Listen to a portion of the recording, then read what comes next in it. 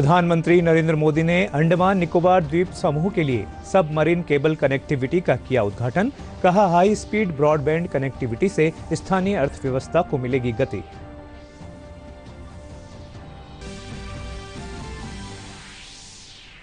रक्षा मंत्री राजनाथ सिंह ने आत्मनिर्भर भारत सप्ताह की करेंगे शुरुआत। रक्षा क्षेत्र को आत्मनिर्भर बनाने के मकसद से 101 वस्तुओं के आयात पर लगाई जाएगी रोक। भारत में किया जाएगा निर्माण।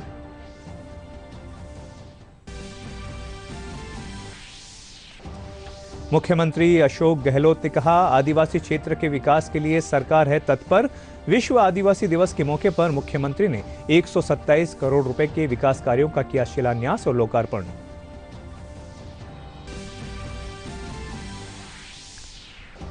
प्रदेश में अब तक 38,354 कोरोना संक्रमित हुए स्वस्थ। आज 598 नए संक्रमित मरीज मिलने के साथ ही प्रदेश में संक्रमितों का आंकड़ा पहुंचा 53,000 के पार। और प्रदेश के अधिकतम हिस्सों में बारिश का दौर जारी। मौसम विभाग ने अगले 24 घंटों में उदयपुर, भरतपुर, जयपुर, अजमेर और कोटा में तेज बारिश की जताई संभावना।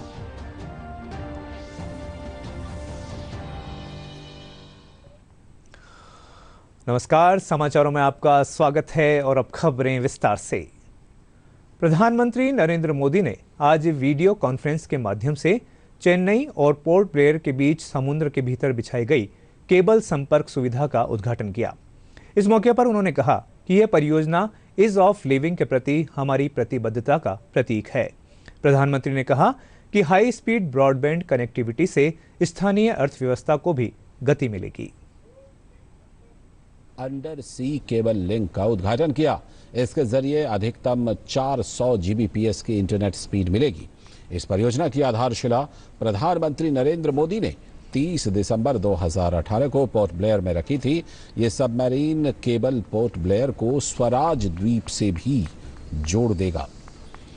इसका उद्घाटन करते हुए प्रधानमंत्री नरेंद्र मोदी ने नेताजी सुभाष चंद्र बोस को नमन किया और कहा कि इस समय भारत इंडो पैसिफिक में व्यापार, कारोबार और सहयोग की नई नीति और रीति पर चल रहा है और ऐसे में अंडमान निकोबार सहित तमाम द्वीपों का महत्व और अधिक बढ़ गया है। आज अंडमान को जो सुविधा मिली है उसका फायदा पर्यटकों को भी मिलेगा, क्योंकि बेहतर नेट कनेक्टिविटी आज किसी भी टूरिस्ट डेस्टिनेशन की सबसे पहली प्राथमिकता हो गई है। समंदर के भीतर करीब 2300 किलोमीटर तक केबल बिछाने का ये काम समय से पहले पूरा करना ये अपने आप में बहुत प्रशंसनीय है। मुझे खुशी है कि सारी रुकावटों को किनारे करके इस काम को पूरा किया गया। यहां तक कि कोरोना जैसी आपदा, जिसके कारण एक प्रकार से बहुत सी चीजें प्रभावित हुई, बहुत सी चीजें ठप कर हो गई, वो भी इस काम को पूरा होने से रोक नहीं पाई। एक्ट ईस्ट पॉलिसी के तहत पूर्वी एशियाई देशों और समंदर से जुड़े दूसरे देशों के साथ भारत के मजबूत होते रिश्तों में अंडमान निकोबार की भूमिका बहुत अधिक है और ये निरंतर बढ़ने वाली है। नए भारत में अंडमान निकोबार द्वीप समूह की इसी भूमिका को मजबूत करने के लिए 3 साल पहले आइलैंड डेवलपमेंट एजेंसी का गठन किया गया था। आज आप देख रहे हैं कि अंडमान निकोबार में जो प्रोजेक्ट बरसों बरस पूरे नहीं होते थे, वो अब तेजी से कंप्लीट हो रहे हैं। अंडमान निकोबार को बाकी देश और दुनिया से जोड़ने वाला ये optical fibre project ease of living के प्रति हमारी प्रतिबद्धता का प्रतीक है।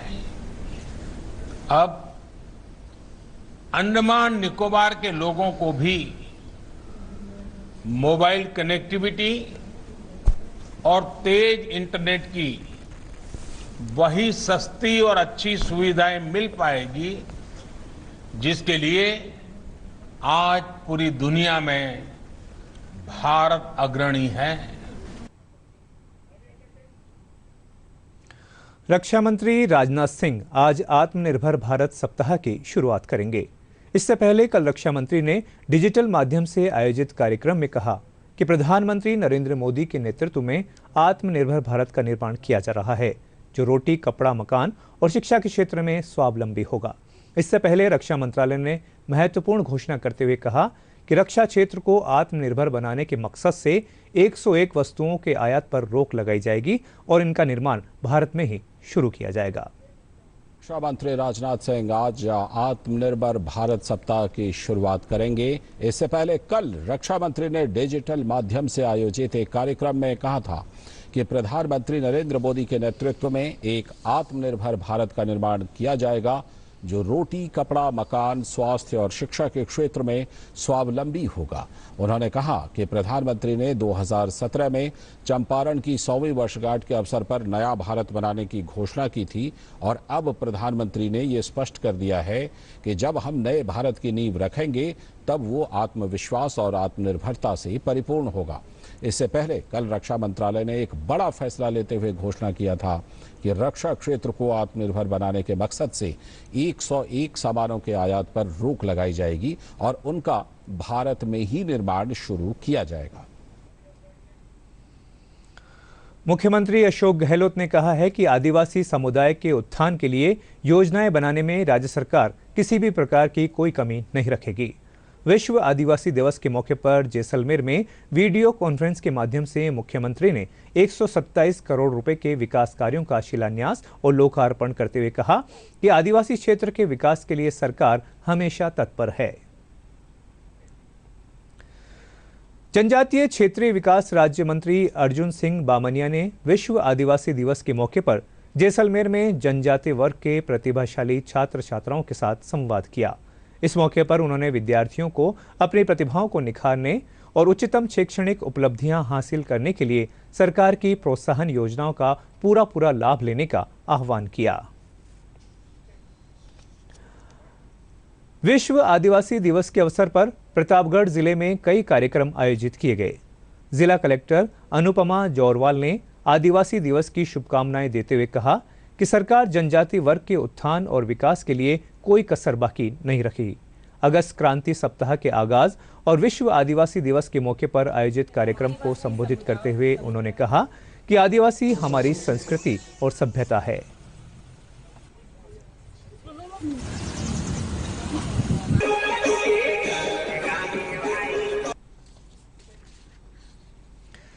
बांसवाड़ा जिला मुख्यालय पर भी विश्व आदिवासी दिवस के अवसर पर विभिन्न कार्यक्रम आयोजित किए गए। ग्राम पंचायतों में आदिवासी दिवस उत्साह और उमंग के साथ मनाया गया। इस मौके पर महात्मा गांधी की प्रतिमा पर माल्यार्पण कर वृक्षारोपण किए गए।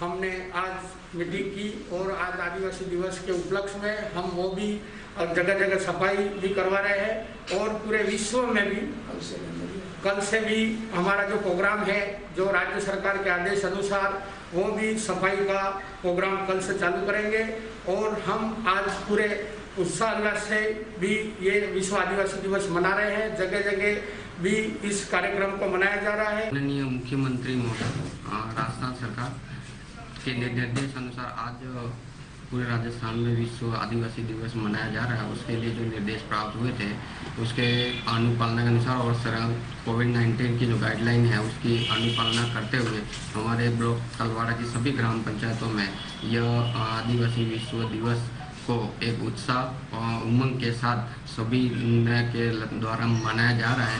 संयुक्त राष्ट्र संघ ने विश्व आदिवासी दिवस घोषित किया। आज से अब तक आदिवासी सारे लोग पिछड़े हुए, गरीब रहे और समय समय पर सरकार ने उनके उत्थान के लिए कई योजनाएं लागू की।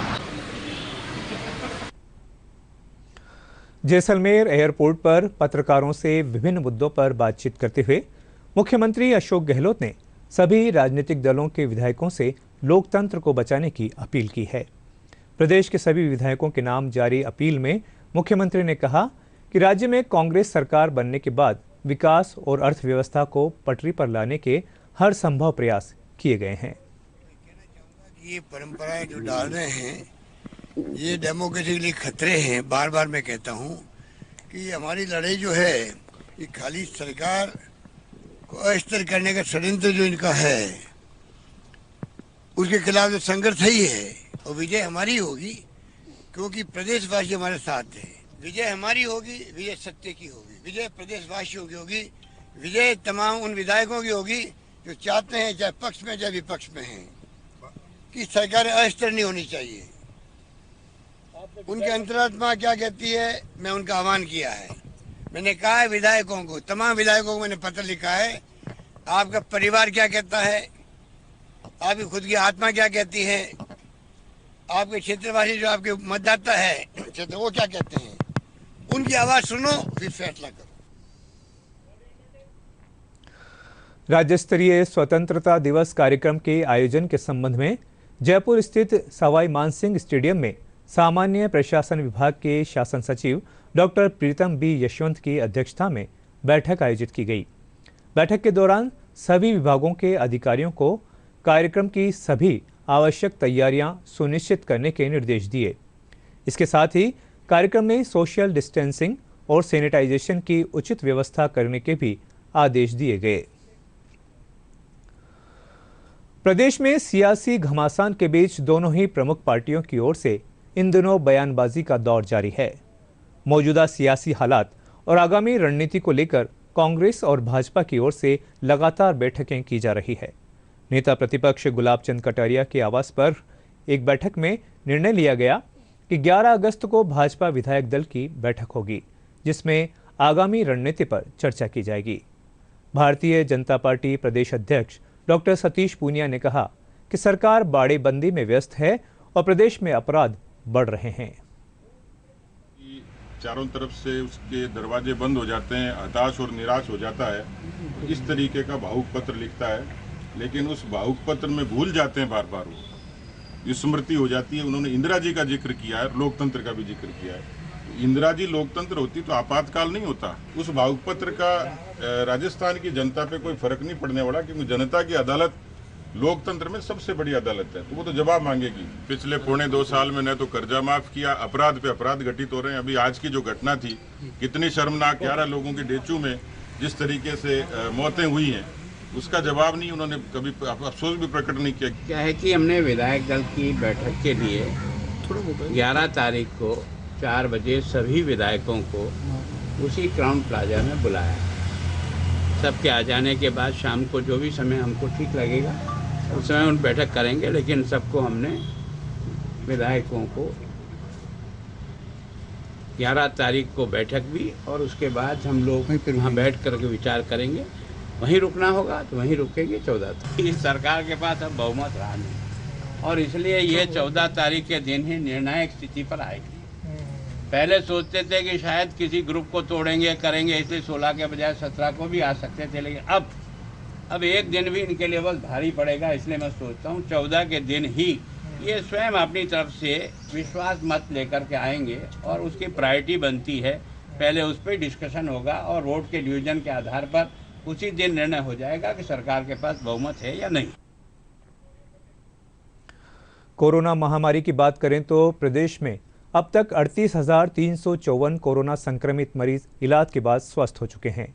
इनमें से 35,689 को अस्पतालों से छुट्टी मिल गई है। स्वास्थ्य विभाग के अनुसार आज सुबह 598 और नए संक्रमित मरीज सामने आए हैं। इसके साथ ही इनका आंकड़ा 53,095 पर पहुंच गया है। आज सबसे ज्यादा सीकर में 111 संक्रमित मिले हैं। इसके अलावा अलवर में 101, कोटा में 100, बीकानेर में 79, जयपुर में 58, बाड़मेर में 40, अजमेर में 21, झुंझुनू में 19, नागौर में 18, डूंगरपुर में 16, प्रतापगढ़ में 14, बांसवाड़ा में 9, टोंक में 6, दौसा में 3, चूरू में 2 और उदयपुर में 1 संक्रमित मिला है। विभाग के अनुसार आज कोरोना संक्रमित 6 लोगों की मौत हो गई। इसके साथ ही इस बीमारी से अब तक 795 लोगों की मौत हो चुकी है। अगस्त क्रांति दिवस के मौके पर कला और संस्कृति मंत्री डॉक्टर बी.डी. कल्ला ने जयपुर के रविंद्र मंच पर वीडियो वॉल का वर्चुअल उद्घाटन किया। कार्यक्रम को राजस्थान के कला और संस्कृति विभाग के फेसबुक पेज पर लाइव प्रसारित किया गया। इस वॉल के माध्यम से सरकारी योजनाओं के बारे में लोगों को जानकारी दी जाएगी। इस दौरान डॉक्टर बी.डी. कल्ला ने भारत छोड़ो आंदोलन में राजस्थान की महिलाओं, युवाओं और जनजातियों की भूमिकाओं पर भी प्रकाश डाला।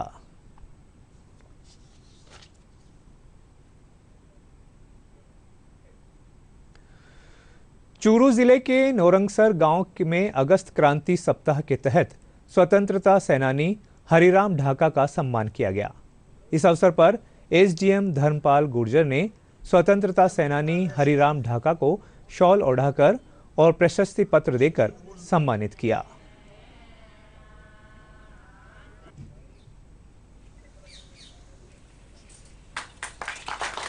गांधी जी के साथ में बहुत रही है।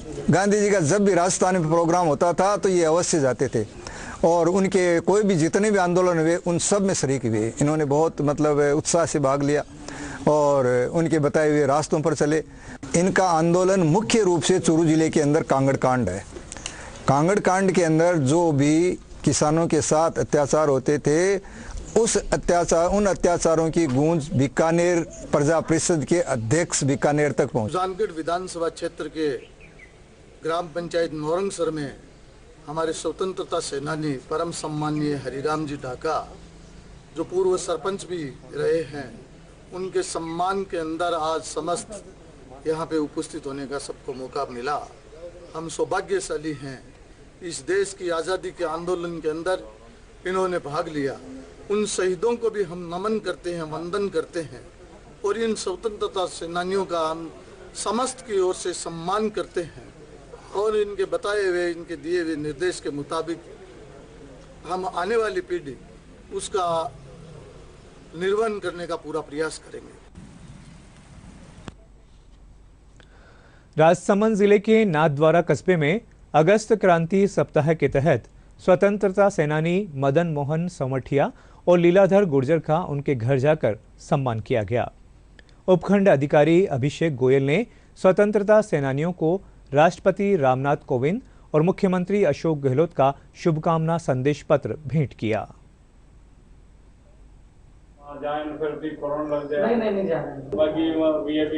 अच्छा, तो मंदिर कोरोना की स्थिति को ध्यान में रखते हुए भारत सरकार से निर्देश प्राप्त हुए थे कि स्वतंत्रता सेनानियों को गड़बड़ी सम्मानित किया जाना है।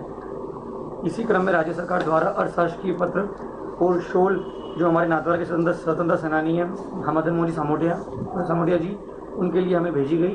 तो आज मदन मोहन जी सामोटिया जी का सम्मान करने और उन्हें अर्थशास्त्रीय पत्र और शॉल भेंट करने आज उनके निवास पे हम आए।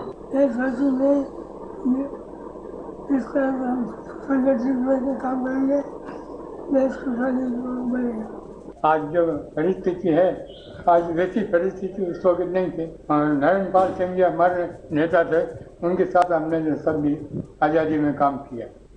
आज के युवाओं को जो है देश की परिस्थिति के साथ में अपना योगदान देना चाहिए।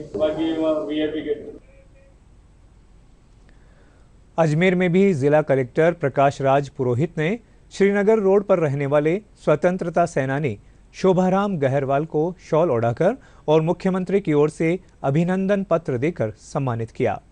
इस दौरान शोभाराम गहरवाल ने जिला कलेक्टर को भारत छोड़ो आंदोलन के दौरान अपनी भूमिका के बारे में जानकारी दी।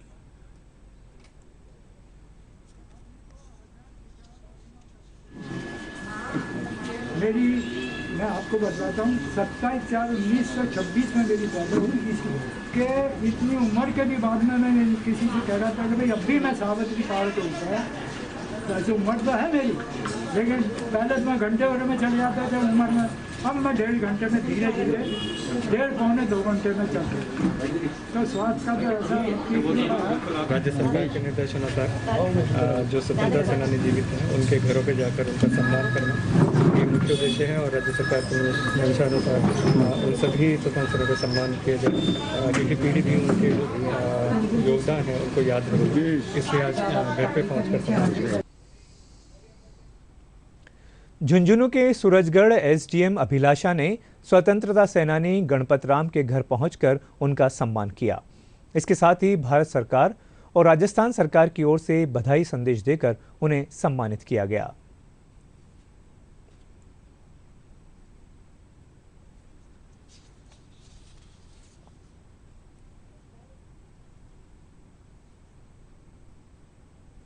हर वर्ष 9 अगस्त को भारत छोड़ो आंदोलन की वर्षगांठ पर राष्ट्रपति भवन में एट होम कार्यक्रम के तहत स्वतंत्रता सेनानियों को सम्मानित किया जाता है, लेकिन कोविड-19 के चलते हुए स्वतंत्रता सेनानियों के घर जाकर भारत सरकार के गृह मंत्रालय द्वारा निर्देशित किया गया है। अतः मुख्यमंत्री का बधाई संदेश शॉल और सूत की माला लेकर आज गणपत राम जी पुत्र शिवदयालाराम जी के घर में उपस्थित होकर इन्हें सम्मानित किया गया।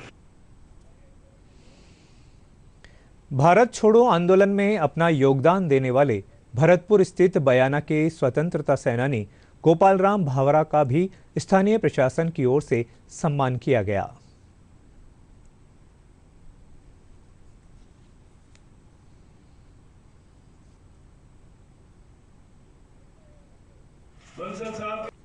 एक चीज मतलब कुछ लोगों को छांट करके उनके पैरों में बेड़ियां और डाल दी थी, उनमें मैं भी था।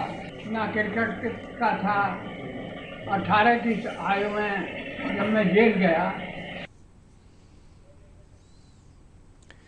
जैसलमेर से लगती भारत पाक अंतर्राष्ट्रीय सीमा पर सीमा सुरक्षा बल द्वारा ऑपरेशन अलर्ट शुरू किया जाएगा। 11 से 17 अगस्त तक आयोजित होने वाले इस ऑपरेशन में गर्मी के मौसम में अंतर्राष्ट्रीय सीमा क्षेत्रों के क्रियाकलापों में और अधिक मजबूती लाने और घुसपैठ रोकने, गश्त बढ़ाने संबंधी तैयारियां की जाएगी।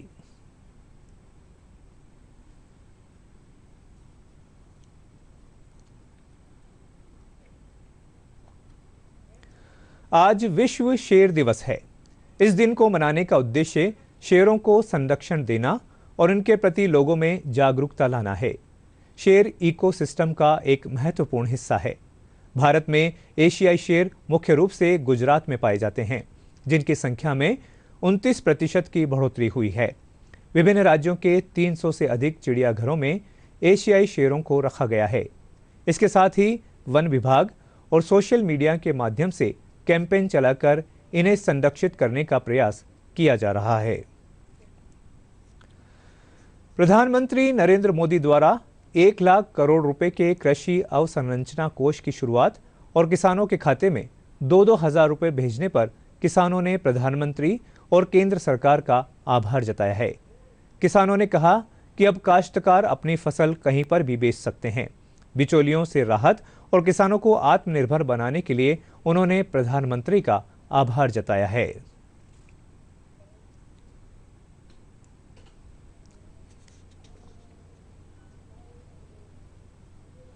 हाँ जी, आज मान लो हमारी ये कोई भी मान लो अनाज धान किसी भी प्रकार का है, उनको बिचौलिया को हटा के ऑनलाइन किसी भी मंडी में बेच सकते हैं।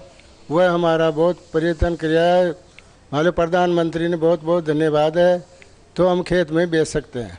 और हमारे लिए चाहे कौन है जो और उद्योग बागों की बागवानी औषधिया के बारे में बताया, तो मान लो वह भी लगाओ, उनके लिए भी बहुत बहुत उनको धन्यवाद है। प्रधानमंत्री जी ने किसानों के लिए जो 2-2 हजार की किस्त थी वो आज 6 किस्त डल गई है, इसलिए भी प्रधानमंत्री जी को बहुत बहुत धन्यवाद। और हमारी जो फसलें थी जिनमें पहले बिचौले थे, उन बिचौलों को खत्म करके और किसी में मंडी में जहां अच्छा मुनाफा हो उस मंडी में बेच सकते हैं हम।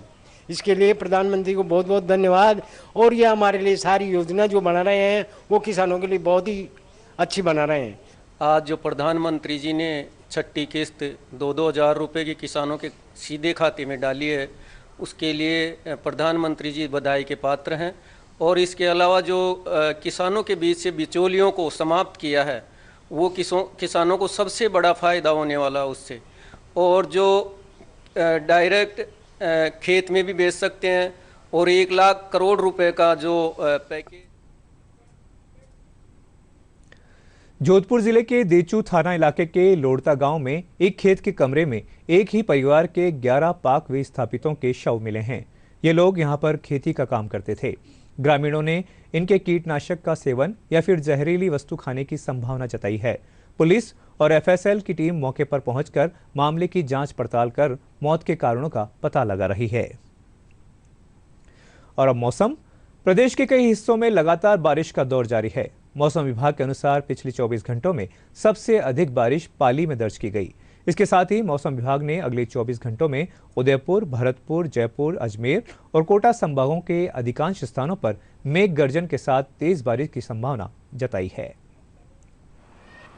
2-3 दिनों से मानसून राजस्थान में एक्टिव है और पिछले 24 घंटों की यदि बात करें तो उदयपुर, अजमेर और जोधपुर संभाग में काफ़ी अच्छी बारिश दर्ज हुई है और कहीं कहीं भारी बारिश भी दर्ज हुई है। और अभी जो सिचुएशन है उसके हिसाब से आप देख सकते हैं पूरे पश्चिमी राजस्थान के जोधपुर, बीकानेर और जो पूर्वी राजस्थान का अजमेर संभाग है, जयपुर संभाग है, इसमें भी थंडरस्टॉर्म और रेन का सिस्टम जो है वो डेवलप हो चुका है। और अगले एक वीक की यदि बात करें तो पूर्वी राजस्थान में मानसून सक्रिय रहेगा और जयपुर, भरतपुर, अजमेर यहाँ कहीं कहीं आसपास में इक्का दुक्का स्थान पे भारी बारिश भी आ सकता है। बाकी ज़्यादातर स्थानों पे मध्यम दर्जे की बारिश होने के चांस है। पूरी राजस्थान में यदि बात करें तो अब तक सामान्य से 22% कम बारिश दर्ज हुई है। और वहीं यदि पूर्वी राजस्थान की बात करें तो पूर्वी राजस्थान में अब तक 28% सामान्य से कम बारिश है। पश्चिमी राजस्थान में बारिश का आंकड़ा जो है वो कुछ ठीक है, वहाँ पे औसत से करीब 12% कम दर्ज। डीडी राजस्थान पर प्रसारित सभी समाचार आप हमारे YouTube channel Rajasthan DD news पर देख सकते हैं तथा खबरों के अपडेट के लिए हमारे Twitter handle @DD News Rajasthan को फॉलो कर सकते हैं। और बुलेटिन के अंत में मुख्य समाचार एक बार फिर। प्रधानमंत्री नरेंद्र मोदी ने अंडमान निकोबार द्वीप समूह के लिए सबमरीन केबल कनेक्टिविटी का किया उद्घाटन। कहा, हाई स्पीड ब्रॉडबैंड कनेक्टिविटी से स्थानीय अर्थव्यवस्था को मिलेगी गति।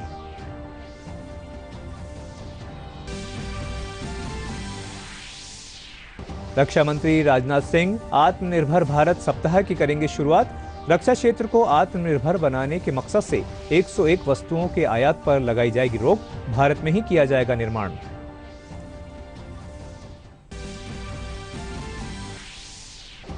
मुख्यमंत्री अशोक गहलोत ने कहा, आदिवासी क्षेत्र के विकास के लिए सरकार है तत्पर। विश्व आदिवासी दिवस के मौके पर मुख्यमंत्री ने 127 करोड़ रुपए के विकास कार्यों का किया शिलान्यास और लोकार्पण।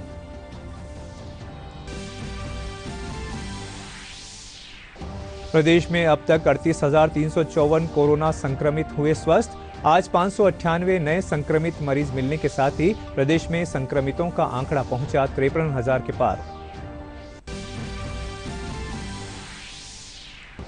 और प्रदेश के अधिकतम हिस्सों में बारिश का दौर जारी। मौसम विभाग ने अगले 24 घंटों में उदयपुर, भरतपुर, जयपुर, अजमेर और कोटा में तेज बारिश की जताई संभावना।